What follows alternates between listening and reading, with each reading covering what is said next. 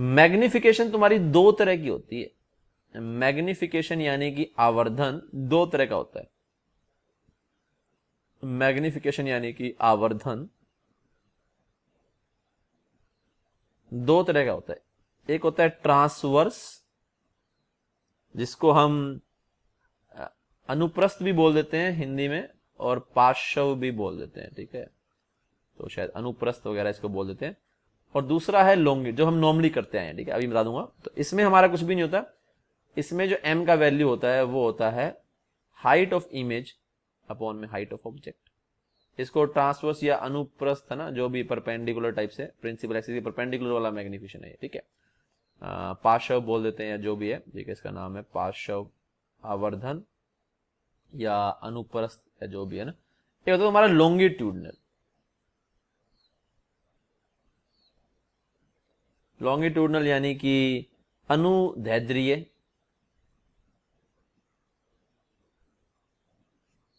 ठीक है। वर्ड में कोई ज्यादा मतलब नहीं है, बस बात समझनी है। इसमें तुम्हारा क्या होता है तुम जानते ही हो। इसके दो कैटेगरी होते हैं, ठीक है। इसके दो कैटेगरी होते हैं। एक होता है ऑब्जेक्ट इज लार्ज, एक होता है ऑब्जेक्ट इज स्मॉल। इस पेज को हम ऐसे का ऐसे ही रख लेते हैं, एक एक करके आगे जाएंगे, चीजों को समझेंगे, लॉन्गिट्यूडनल मैग्निफिकेशन क्या है उसको भी समझेंगे, ठीक है। और दोनों के लिए फॉर्मूले यहां पर डिराइव करेंगे, ठीक है। तो मैं अगले वाले पेज में चलता हूं बच्चों और देखता हूं कि क्या कहानी है, ठीक है। तो देखो यहां पर मैं बात कर रहा हूं लॉन्गिट्यूडनल मैग्निफिकेशन की, और हिंदी में इसका लिख ही चुका हूं ऑलरेडी। और हिंदी जानने की कोई खास ज्यादा जरूरत भी नहीं है, वैसे तो तुम्हें क्वेश्चन देखती समझ में आ जाएगा कि कौन से की बात की जा रही है। ये हमारा कोई मिरर है,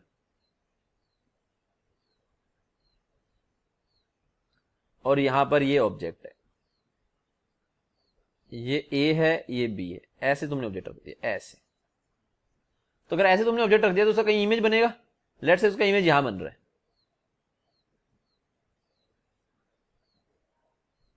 ऐसे बन रहा है। ये हमारा लेट से हो गया है बी डैश, ये हो गया हमारा ए डैश। तो ये हो गया लेंथ ऑफ इमेज, और ये हो गया लेंथ ऑफ ऑब्जेक्ट। यहां पर हम बोलेंगे कि एम एल यानी कि लॉन्गिट्यूडनल मैग्निफिकेशन क्या होता है, लेंथ ऑफ इमेज अपॉन में लेंथ ऑफ ऑब्जेक्ट होता है। इमेज का लंबाई अपॉन में ऑब्जेक्ट के लंबाई को हम यहां पे बोलते हैं लॉन्गिट्यूडनल मैग्निफिकेशन, ठीक है। अब निकालोगे तुम कैसे, इसमें तुम कैसे निकालोगे इसको, ए पॉइंट के कोरस्पॉन्डिंग इमेज निकाल लो, बी पॉइंट के कोरस्पॉन्डिंग इमेज निकाल लो। तो जो बी डैश आया है, जो ए डैश आया है, दोनों को माइनस कर दोगे तो दोनों के बीच की दूरी आ जाएगी, वही तुम्हारी लेंथ ऑफ इमेज होगी। इसको तुम बड़ी आसानी से कर पाओगे। जैसे अगर मैं तुम्हें एग्जांपल दूं, तुम इसको करने की कोशिश करना। एग्जांपल मैं देता हूं एक तुम्हें। ये यहां पर एक एफ का जो है वो तुमने मिरर रख दिया है, ठीक है। और यहां पे तुमने 2f पे जो है ये f हो गया, ये 2f हो गया। इसमें तुमने एक ऑब्जेक्ट रखी हुई है,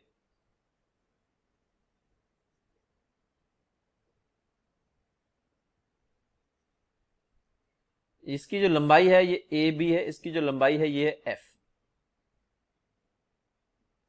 तो पूछा है ml का वैल्यू क्या होगा। ट्राई करो जरा, बताओ इसके बारे में, ml का वैल्यू क्या होगा, ठीक है। ट्राई करो और बताओ। ये जानते हो ना कैसे करोगे, कैसे करोगे, ए पॉइंट का इमेज निकालोगे, बी पॉइंट का, बी पॉइंट का तो इमेज निकालने की जरूरत ही नहीं है, 2f पे 2f p आएगा, सिर्फ ए का निकाल लो। तो वो बी पॉइंट का इमेज बी डैश बन जाएगा, ए पॉइंट का इमेज ए डैश बन जाएगा। दोनों को माइनस करोगे तो लेंथ ऑफ इमेज आ जाएगा, लेंथ ऑफ ऑब्जेक्ट एफ ही है। तो वहां से हमारा आंसर बड़ी इजीली निकल के आ जाएगा। सारे बच्चे आसानी से कर सकते हैं इसको, ट्राई करो जरा। तो काफी लोगों ने आंसर दिया है, काफी लोगों ने नहीं बोलूंगा मैं, विशाल ने दिया है, आ गया मतलब 2-3 लोगों आ गया। 3/2 आ रहा है किसी का, 3f/2 आ रहा है किसी का, 1 आ रहा है। लेट्स सी, ठीक है। तो अब हम देखेंगे तो 2f का इमेज तो 2f ही बन जाएगा, ठीक है। उसका तो निकालने की जरूरत नहीं, सिर्फ ए का निकालता हूं मैं ना। ए के लिए फॉर्मूला लगाऊंगा तो क्या फॉर्मूला लगाऊंगा यहाँ पर, तो फॉर्मूला लगाऊंगा 1/u plus 1/v is equal to, ये मक्खी तंग कर रही है, 1/f। तो u का वैल्यू यहाँ पर हो गया बच्चों, ए के लिए कितना हो गया, माइनस का 3f हो गया, v इज इक्वल टू ये हो गया 1/- का f। तो 1/v का वैल्यू यहाँ पे कितना आ गया, 1/3f माइनस में 1/f। तो यहाँ से अगर हम देखेंगे बच्चों तो ये v का वैल्यू जो है ये निकल करके आ गया, एलसीएम अगर हम ले लेंगे यहाँ पे 3f, तो ये हो गया 1 माइनस में 3 माइनस का 2 है ना, ये 1/v हो गया। तो v का वैल्यू कितना हो गया बच्चों, माइनस का 3f/2। यानी अगर इसका इमेज में बनाऊं तो मैं थोड़ा नीचे बनाता हूँ ताकि हमें इमेज दिख जाए।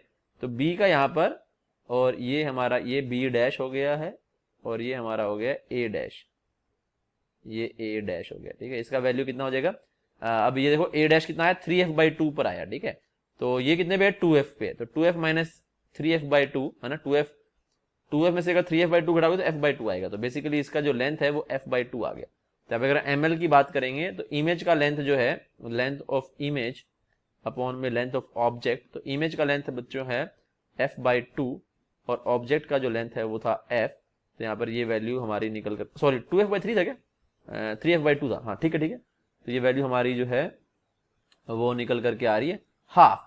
तो यानी सभी ने आंसर गलत निकाला है, क्योंकि मेरे ख्याल से सभी ने क्या कर दिया, इसी को जो है 3f/2 करके, शायद इसी को तुम लोगों ने डिवाइड कर दिया, लोगों ने ऐसे निकाला है v/u करके, या मे बी v का वैल्यू लिख दिया 3f/2 और u का वैल्यू लिख दिया शायद f, है ना। तो 3/2 निकाल रहे हैं, एक शायद बच्चे ने ठीक निकाला, देखो किसी ने ठीक निकाला शायद 3/2 गलत है, 3f/2 देखो, आधे लोग तो इमेज निकाल करके बैठे हैं 3f/2, है ना। चलो हाँ, मृदुल ने अपना मॉडिफाई किया था आंसर, तो गलत है सभी का आंसर, मतलब। तो वैल्यू यहाँ पर कितनी आएगी बच्चों, हाफ यहाँ पर जो है वैल्यू आ रही है, ठीक है।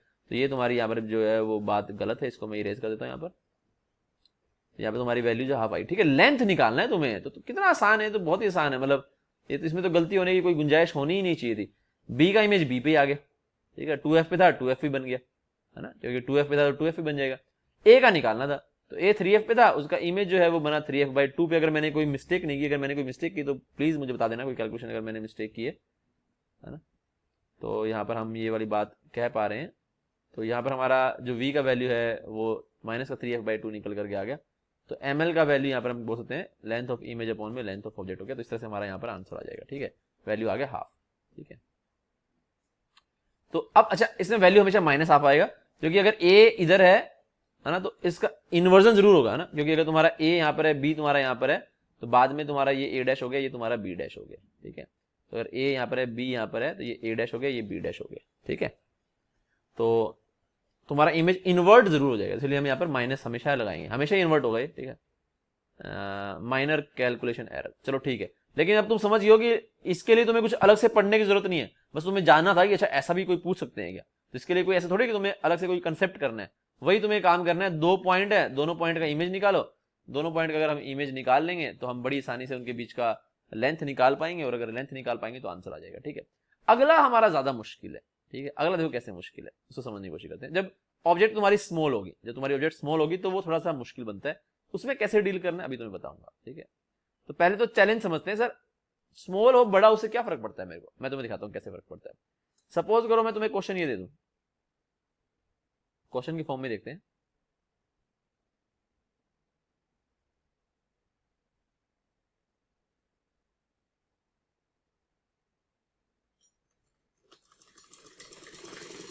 ये नहीं चलेगा अभी, जब मैं बोलूं तभी, अभी नहीं, ऐसे नहीं, बीच में नहीं। तो यहां पर हम ये एफ का लेट से मैं ले लिया 20 सेंटीमीटर।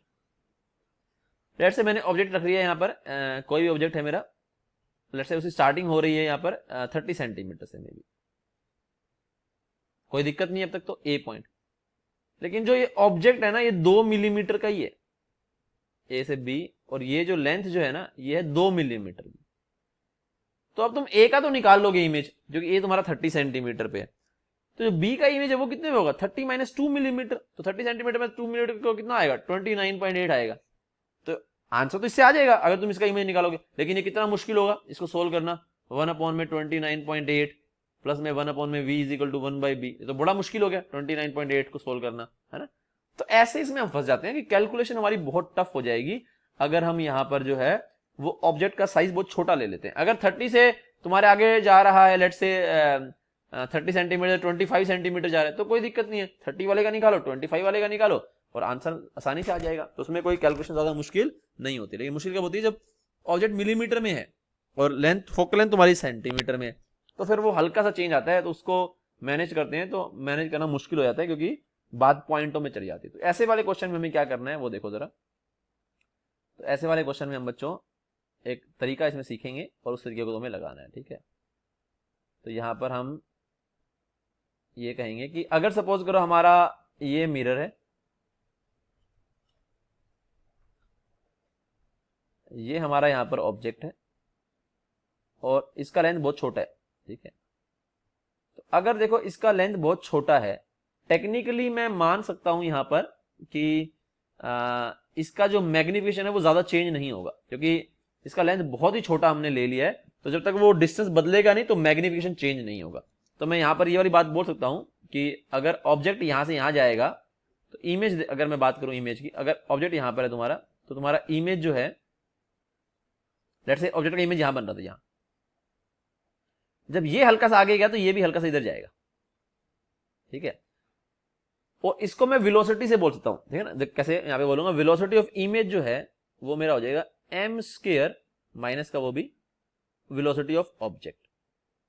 तो वेलोसिटी ऑफ इमेज को मैं क्या लिख सकता हूं बच्चों, वेलोसिटी ऑफ इमेज को मैं लिख पाऊंगा यहां पर dv/dt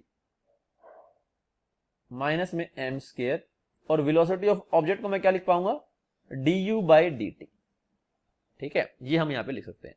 तो dt को मैं कैंसिल कर सकता हूं, ऐसे कैंसिल कर सकता हूं। आधे लोगों को होगा कि अरे कैसा कैसे कर दिया सर, ये तो डिफरेंशिएशन है। कैंसिल कर सकते हो, कोई दिक्कत नहीं है। यहां पर है स्मॉल चेंज, वेलोसिटी में small change with respect to small change in time. तो यहां पर है ऑब्जेक्ट में स्मॉल चेंज और यहां पर जो है पोजीशन में स्मॉल चेंज और चेंज इन टाइम है, तो वो टाइम को काट सकते हैं, इसमें कोई दिक्कत नहीं है सच, ठीक है। तो यहां पर डीवी जो है वो मैं उसको बोल सकता हूं कि ये जब ये ऑब्जेक्ट यहां से हल्का सा मूव करेगा, डी मूव करेगा, तो इमेज हमारा यहां पर डीवी मूव कर रहा है। इस पूरी बात में सिर्फ एक ही चीज में दिक्कत है कि हम एम को कांस्टेंट मान रहे हैं। एम को हम यहां पे क्या लेके चल रहे हैं, कांस्टेंट। भाई हम जो ये वाला फॉर्मूला हम लगाते हैं, ये हमारा फॉर्मूला कब आता है, D I is equal to, अच्छा ये फॉर्मूला हमारा कब निकल करके आता है, जब हम एम को यहां पर बेसिकली एम को तो नहीं मानते यहाँ पर टेक्निकली कांस्टेंट, एम का वैल्यू क्या लेंगे मतलब, है ना, ये सवाल है। तो फॉर्मूला तुम्हारा तुम जानते हो ना, फॉर्मूला कहां से आया था, 1/u is equal to 1/v is equal to 1/f। इसको डिफरेंशिएट करते हैं तो हमारा ये वाला फॉर्मूला मिलता है। लेकिन इस वाले फॉर्मूले में m का वैल्यू तो कांस्टेंट होना चाहिए ना। m तो किसी पर्टिकुलर टाइम पे तुम पूछते हो, तो तुम बोलोगे सर m का वैल्यू मैं क्या लूं, यहां वाला लूं या यहां वाला लूं, जो ऑब्जेक्ट यहां है या यहां है। तो वो इतना स्मॉल है कि तुम्हें जो अच्छी वैल्यू है ना तुम उसका मान सकते हो, है ना, जो भी अच्छी वैल्यू। सपोज करो एक तुम्हारा एक एंड 30 सेंटीमीटर पे, एक तुम्हारा ये 2 मिलीमीटर, तो कितने बजेगा, 29.8 सेंटीमीटर बजेगा। 30 सेंटीमीटर के लिए तुम m निकालो, m का वैल्यू मोर और लेस सेम ही रहेगा, तो उसमें कोई भी दिक्कत नहीं आएगी। तो यहां पर मैं dv, मैं ये लिख सकता हूं यहां पर dv/du को मैं लिख सकता हूं, या माइनस को लिख सकता हूं m स्क्वायर, और dv को मैं लिख सकता हूं लेंथ ऑफ इमेज, है ना। तो चाहे तो dl लिख सकते हो, या चलो ठीक है स्मॉल लेंथ ऑफ इमेज बोल सकते हो, या फिर इसको चलो लेंथ ऑफ इमेज लिखता हूं, क्योंकि लेंथ ऑफ इमेज स्मॉल है ऑल दो, ठीक है। और यहां पर हो गया लेंथ ऑफ ऑब्जेक्ट, ये हो गया हमारा m स्क्वायर। इसको हम बराबर कर देंगे mt के, ठीक है, ये सॉरी ml के। ये mt है हमारा ये तो हमारा कौन सा मैग्नीफिकेशन था, m जो है ट्रांसवर्स मैग्नीफिकेशन। तो यहां पर हम ये वाली बात बोल सकते हैं बच्चों कि जो लॉन्गिट्यूडनल मैग्नीफिकेशन है फॉर स्मॉल ऑब्जेक्ट वो होगा माइनस ऑफ mt स्क्वायर, या सिंपली mt स्क्वायर भी तुम मतलब माइनस ऑफ mt स्क्वायर ही बोलना चाहिए हमें, ठीक है। तो ये हमारा यहां पर होगा, इस नेगेटिव को मैं यहां पे लगा देता हूं,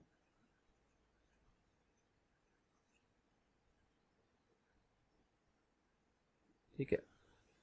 तो यानी कि अगर मैं इस पूरे को कंप्लीट करूं तो यहां पर मैं क्या बोलूंगा बच्चों, मैं यहां पर ये वाली बात बोल सकता हूं कि जब ऑब्जेक्ट लार्ज है तो हम क्या करेंगे, तो हम सिंपली बोलेंगे यहां पे लेंथ ऑफ इमेज अपॉन में लेंथ ऑफ ऑब्जेक्ट को कैलकुलेट कर लेंगे, ये हमारा हो जाएगा एमएल का वैल्यू। अगर ऑब्जेक्ट स्मॉल है तो हम सिंपली क्या करेंगे, एमटी निकालेंगे और उसका स्केयर कर देंगे, आगे नेगेटिव लगा देंगे, ये हमारा आंसर हो जाएगा, ठीक है। एमटी निकालो, स्केयर करो, आगे नेगेटिव लगाओ, आंसर आ जाएगा, ठीक है। तो हमने क्या किया यहां पर बेसिकली हमने इसको इस फॉर्मेट में लिखा और dt को डिवाइड कर दिया, dv/du हमारा आ गया m स्क्वायर, और dv क्या है हमारा हल्का सा जो वेलोसिटी की पोजीशन में चेंज हो रहा है, dv क्या है भाई, dv/dt क्या होता है, वेलोसिटी ऑफ इमेज। dv क्या है, वेलोसिटी के पोजीशन में थोड़ा चेंज, और du क्या है हल्का सा चेंज इन ऑब्जेक्ट की पोजीशन।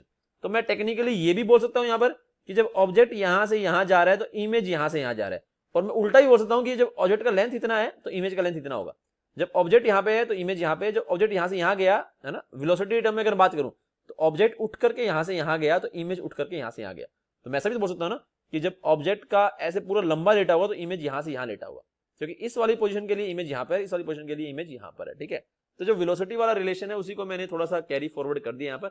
अगर टेक्निकली समझ में नहीं आया, लॉजिकली कोई दिक्कत नहीं इसमें, सच तुम सिर्फ एमटी निकालो, उसका स्क्वायर करो, एमएल का वैल्यू आ जाएगा, ठीक है। मैं तुम्हें एक्सप्लेन करने की कोशिश कर रहा हूँ हमने ऐसा क्यों किया है भाई। ये जो चीज है ये क्या बोल रही थी, ये चीज बोल रही थी कि ऑब्जेक्ट जो है वो जब इतना चलता है तो इमेज जब इतना चलता है, अगर हमें स्पीड की यहाँ पर हम बात करें, अगर एक का स्पीड 2 एक का स्पीड 3 है, तो यहाँ पर हम ये कह सकते हैं। अब मैं बड़े टाइम में ये वाली बात नहीं बोल सकता हूँ, क्यों नहीं बोल सकता हूँ, सुनो जरा देखो। अगर तुम्हारा ऑब्जेक्ट यहाँ पर उसका स्पीड है 2 इस इंस्टेंट पर, जो ऑब्जेक्ट यहाँ पर है तो स्पीड कितना है उसका 2, इमेज का स्पीड कितना है 3, लेकिन जैसे ही आगे जाएगा तो एम बदल जाएगा, एम बदल जाएगा तो इमेज, अगर इसका ऑब्जेक्ट का स्पीड 2 ही रहता है तो इमेज का स्पीड बदल जाएगा, 3 से 4 हो जाएगा, 4 से 5 हो जाएगा, 6 हो जाएगा, मे बी जो भी होगा ना, क्योंकि यहाँ पर एम पर वो डिपेंड करेगा। जैसे ही आगे जाएगा तो एम यहाँ पर बदल जाएगा। लेकिन अगर बहुत छोटे इंटरवल के लिए मैं बोलूं तो मैं बोल सकता हूं यहाँ पर कि बहुत छोटे इंटरवल के लिए एम तुम्हारा बदलेगा नहीं। तो अगर ये 2 से आगे जा रहा है तो ये 3 से ही उस टाइम पर आगे जा रहा होगा। तो अगर इसने चला 2 dt, इसने कितना चला 3 dt इसने चला होगा, ठीक है। तो वहां से इस वाले फंडे से हमारा ये आंसर निकल करके आता है, ठीक है। इसको तुम नोट कर लो, मैं क्वेश्चन देता हूं, उसको करने की कोशिश करना, तुम्हें पूरी बात समझ में आ जाएगी, ठीक है। मैं क्वेश्चन लेता हूं, कुछ इस प्रकार है बच्चों। ये इस क्वेश्चन में ऑलमोस्ट सब कुछ आ जाएगा, ऐसा क्वेश्चन है ये। इसमें तुम्हारा ये सारा ये जो मैग्निफिकेशन का कंसेप्ट है वो क्लियर हो जाएगा, इसमें कोई दिक्कत तुम्हें नहीं आएगी, ना ट्रांसवर्स में ना लॉन्गिट्यूडनल में, किसी में नहीं आएगी, ठीक है। तो मैंने ये एक क्वेश्चन लिया बच्चों, एक ये मेरा मिरर है इस तरह से,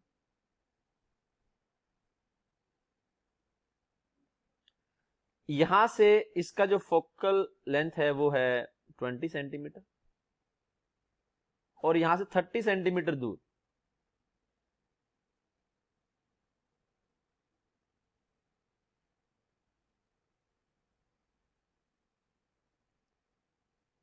एक हमने ऑब्जेक्ट रख दिया है,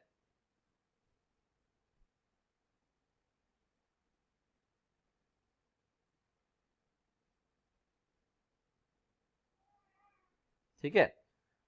वो ऑब्जेक्ट का लेंथ भी है 2 मिलीमीटर,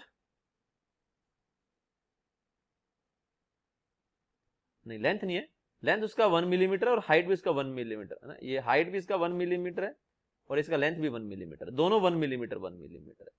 तो पूछा है जो इमेज का लेंथ कितना होगा, इमेज का टोटल लेंथ कितना होगा, टोटल लेंथ तुम्हें निकालना है। ये 1 मिलीमीटर 1 मिलीमीटर दे रखा है। अच्छा सॉरी मैं थोड़ा म्यूटेड था, ठीक है। अच्छा मैंने क्वेश्चन एक्सप्लेन कर दिया, मैं दोबारा रिपीट कर दूं। ये concave mirror, focal length 20 centimetre, इसे 3 सेंटीमीटर दूर पे एक एल शेप का वायर रखा हुआ है, जिसका ये वाला पार्ट भी 1 मीटर है, ये वाला पार्ट भी 1 मिलीमीटर, मीटर बोल दिया, 1 मिलीमीटर 1 मिलीमीटर। तो इमेज का तुम्हें टोटल लेंथ बताना है कितना होगा, तो इमेज का टोटल लेंथ बताओ। इस वाले पार्ट में लगेगा लॉन्गिट्यूड मैग्निफिकेशन और इस वाले में लगेगा ट्रांसवर्स वाला, ठीक है। दोनों को निकालो, ट्राई करो, बड़ी आसानी से आंसर आ जाएगा, ठीक है। करो जरा इसको ट्राई। चलो देखते हैं इसका सॉल्यूशन, तुम लोगों ने इसको ट्राई कर लिया होगा होपफुली, ठीक है।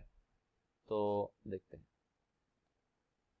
तो कितना आसान है ये। m का वैल्यू निकालो पहले, m का वैल्यू हो गया f अपॉन में f माइनस में u, तो m ये ट्रांसवर्स ही होता है, ठीक है। तो m का वैल्यू हो गया माइनस का 20 अपॉन में माइनस 20, माइनस ऑफ माइनस 30 यानी कि प्लस का 30। तो यहां से m का वैल्यू आ गया माइनस का 2।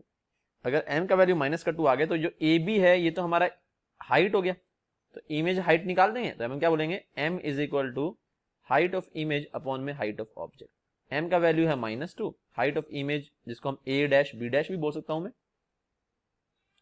a dash b dash upon में हाइट ऑफ ऑब्जेक्ट, क्या कर रही है मुझे गिरा रखे इसको कैसे, हाइट ऑफ ऑब्जेक्ट जो है वो क्या हो गया ab। तो ये a डैश b डैश का वैल्यू कितना आ गया, माइनस का 2 इंटू में 1 यानी कि माइनस का 2 मिलीमीटर, ठीक है। तो जहां भी ये इमेज बनेगा, लेट्स से इमेज हमारा यहां बन रहा है कहीं, है ना, ऐसे करके, तो ये जो इसका जो वैल्यू है बच्चों a b dash a dash, इसका जो वैल्यू है ये 2 मिलीमीटर निकल करके आ गया। अब अपने को इस BC वाले पार्ट का भी निकालना होगा। इसके लिए मैं क्या बोलूंगा, ये तो स्मॉल ऑब्जेक्ट है ना, तो ml का वैल्यू कितना हो जाएगा, माइनस का mt स्क्वायर। तो mt का वैल्यू जो है वो तो सेम ही रहेगा, वो तो बदला नहीं है, वो तो 2 ही है। तो माइनस ऑफ 2 का स्क्वायर, माइनस 2 अगर डजंट मैटर, वो आएगा वैल्यू माइनस का 4। यहां पर आ गया ml। ml को हम क्या लिख सकते हैं बच्चों, ml हम बोलेंगे लेंथ ऑफ इमेज, और जोर लगा रहा है मुझे, ये वो भी कर सकता है दूसरा काम भी, लेंथ ऑफ इमेज अपॉन में लेंथ ऑफ ऑब्जेक्ट।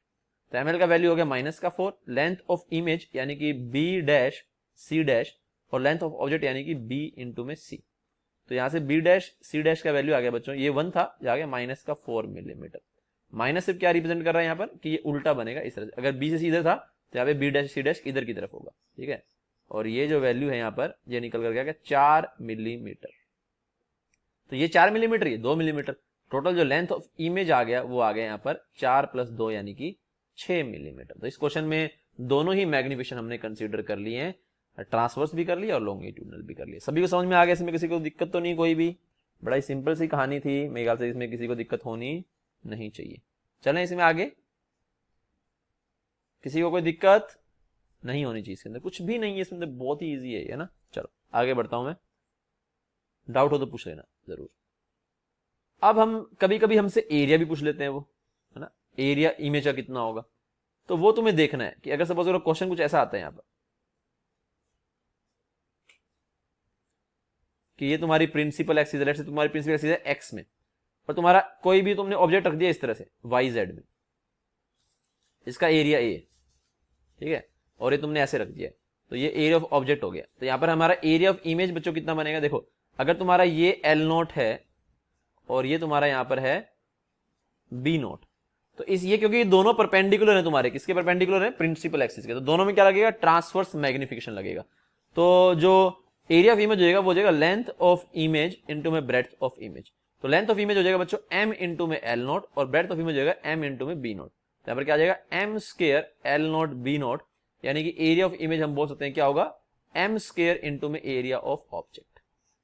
ये कब हम बोल पा रहे हैं, जब तुमने पूरा पूरा एरिया जो है वो प्रिंसिपल एक्सिस के परपेंडिकुलर रखा हुआ है, ठीक है। तो ये वाला जो केस है हमारा, ये क्या है, इसमें जो हमारा एरिया है वो क्या है, प्रिंसिपल एक्सिस के परपेंडिकुलर, तो प्रिंसिपल एक्सिस के परपेंडिकुलर प्लेन में है, ठीक है, परपेंडिकुलर प्लेन के अंदर है।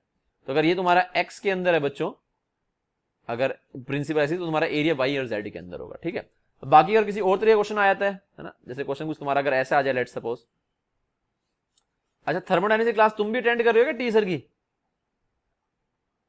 उसका कोई इनविटेशन कोड सा तो आया है, क्योंकि तुमने भी थर्मल साथ ही की थी, रिलीज कर दूं तुम्हें, ऐसे भी अपना क्लास खत्म होने वाला है, छोटी सी बात बतानी है। थर्मल का क्लास तुम अटेंड कर रहे हो टीचर वाला, अभी जो सर ले रहे हैं, चलो कर रहे हैं बच्चे, नो सर, चलो ठीक है। फिर अगर क्वेश्चन कुछ ऐसा आ जाए बच्चों कि तुम्हारा ये ऐसे आ जाए, ये एरिया हो गया, अब ये बिल्कुल अलग बात है, ए बी सी डी ऐसा कुछ एरिया हो गया, लेट्स से तुम्हारा ये रखा हुआ है 2f पे रखा हुआ है, यहाँ से ये 2f पे हो गया यहाँ से, तो अब हमारा यहाँ पर, अब हमारा एरिया जो है प्रिंसिपल एक्सिस के अलोंग रखा हुआ है। अब हम वैसे नहीं निकालेंगे m स्क्वायर करके, अब कैसे निकालेंगे, ए बी का पहले निकालेंगे इमेज, तो ए बी का इतना ही आ जाएगा, यहां पर आ जाएगा, ये हो जाएगा ए डैश बी डैश। अब सी डी निकालोगे तो ये थोड़ा यहां से 2f से f की तरफ जा रहा है, तो ये उधर की तरफ जाएगा, थोड़ा ज्यादा बड़ा होगा, ठीक है, ऐसे। ये तुम जानते हो यहाँ पे जब तुम 2f से f जाते हो तो यहाँ पे तुम 2f से इन्फिनिटी जाते हो, तो यहाँ पे तुम हल्का गए यहाँ पे तुम ज्यादा जाओगे ऐसे करके, और यहाँ पर मैग्निफिकेशन भी क्या होगा, ग्रेटर देन 1 होगा, तो कुछ ऐसा बन जाएगा, ट्रेपेजियम बन जाएगा, है ना, ऐसे करके। तो ये ए डैश बी डैश, ये हो गया तुम्हारा डी डैश, और ये हो गया तुम्हारा सी डैश। ये तुम्हारा जो है यहाँ पर इस तरह से एरिया ये हमारा बन जाएगा, ठीक है। तो यहाँ पर हम एरिया तो निकाल देंगे आसानी से ट्रेपेजियम का, हाफ इंटू में सम ऑफ पैरेलल साइड इंटू में डिस्टेंस बिटवीन देम, है ना, आसानी से यहाँ पे हम निकाल सकते हैं इसको, ठीक है। तो यहाँ पर हम क्या कहेंगे,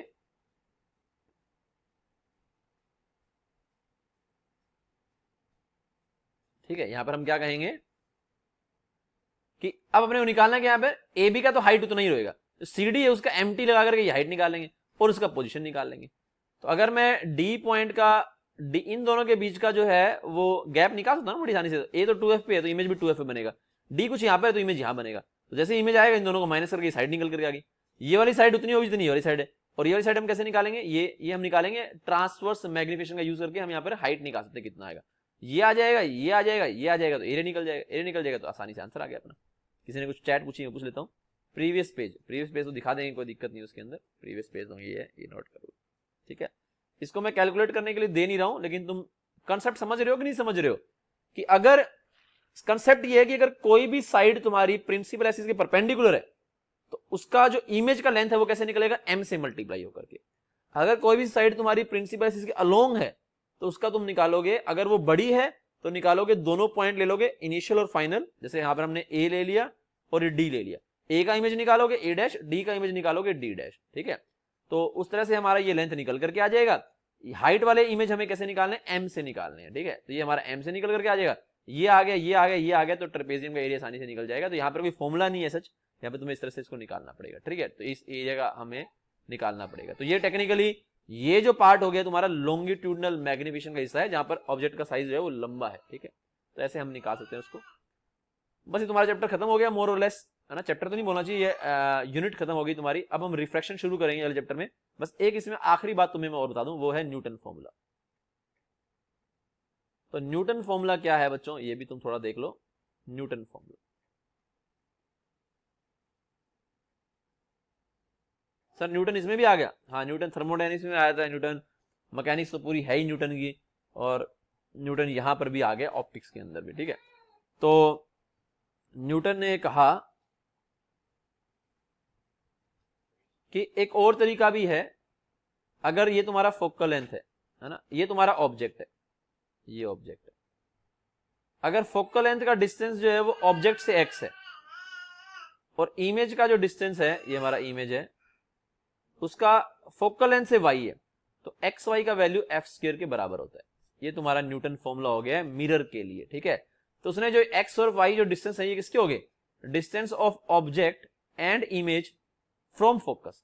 आमतौर पे हम डिस्टेंस कहां से लेते हैं, पोल से लेते हैं, बट न्यूटन फॉर्मूला हम इसको कभी अप्लाई नहीं करेंगे, मे भी कभी जरूरत पड़ जाए, कोई थ्योरेटिकल क्वेश्चन आ जाए तो हम उसको डील कर सकते हैं। तो distance of object and image from focus, इसके लिए कोई क्वेश्चन नहीं है, ये क्वेश्चन कुछ खास मैंने देखा नहीं आता इसे बना हुआ क्वेश्चन। तो ऑब्जेक्ट का डिस्टेंस फोकस है, इमेज का डिस्टेंस फोकस है, is equal to F square के बराबर होगा, ठीक है। काम क्या आता है सर, काम तो क्या है, मतलब काम तो कुछ नहीं है, सेम ही बात है। अब तुम पूछोगे 1/u + 1/v is equal to 1/f, क्या काम आता है। जो काम तुम मुझसे ले रहे हो वो सारा काम तुम मुझसे भी ले सकते हो, लेकिन कोई खास जरूरत तो पड़ती नहीं। मैं भी कभी कभी थोड़ा शॉर्टकट इस्तेमाल हो जाए हल्का हल्का, जैसे सपोज करो तुम इसे बोल दिया जाए कि लेट से ये ऑब्जेक्ट है और ये यहाँ पे मेरा इमेज है, तो यहां से मैं भी अगर बोल दें कि ये हमारा एफ है, सॉरी अरे यार इसने थोड़ा पार्क है, ये एफ है लेट से, और हमें बोल दे कि ऑब्जेक्ट जो है ना वो यहां से 3f/2 पर है लेट से, बताओ इमेज कितने पे होगा। तो हम डायरेक्टली भी निकाल सकते हैं, कैसे निकालेंगे,